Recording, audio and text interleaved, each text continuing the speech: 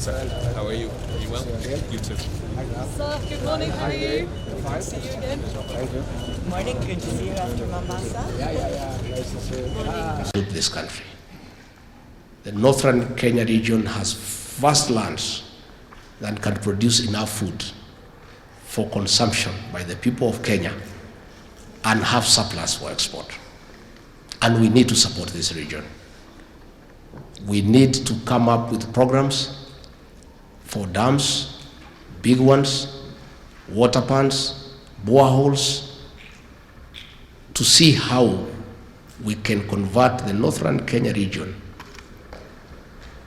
into a serious production area for our food, both cash crops and food crops. I therefore want to really welcome the World Bank support, and I want to urge the leadership here to work day and night with the World Bank so that we have serious interventions, so that we open up the area by construction of roads that will also address the insecurity in that particular region and will go a long way in stabilizing the region, the whole of Africa. An area that is not opened up in terms of infrastructure is a haven for criminality.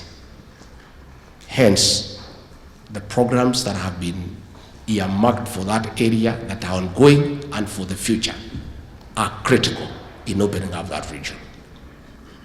I want to request the World Bank to consider availing even more resources in terms of the road infrastructure, in terms of connecting that area to power, in terms of provision of dams and water ponds for irrigation, and to sustain the livestock industry. Unless we address conclusively and significantly the issue of education in northeastern Kenya and northern Kenya, to get our children to go to school and get quality education, we shall have a gap. So we want to ask for continued support in that area so that we can be able to develop a human resource for that area that understands the area.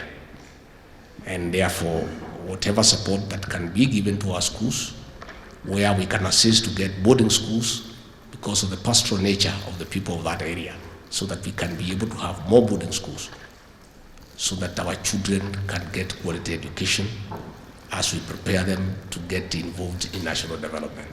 So if we plan properly and make the right interventions, in another 5, 6, 7 years, we will not have to spend money for relief and emergency.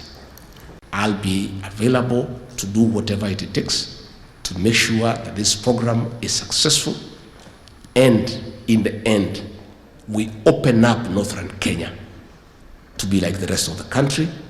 We give the right support to develop that area. We create sustainable programs so that that area stops depending on relief food and emergency supplies. It's a situation, if we think it through, we can address, and it's doable. It has happened in Israel. It has happened in the United Arab Emirates.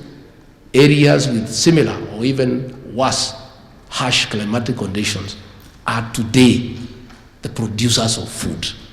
It is possible for us to work around the clock, and with the synergy, with good consultation, I think it is possible to achieve increased food production and sustainable livelihoods, not just in those areas, but the rest of the country.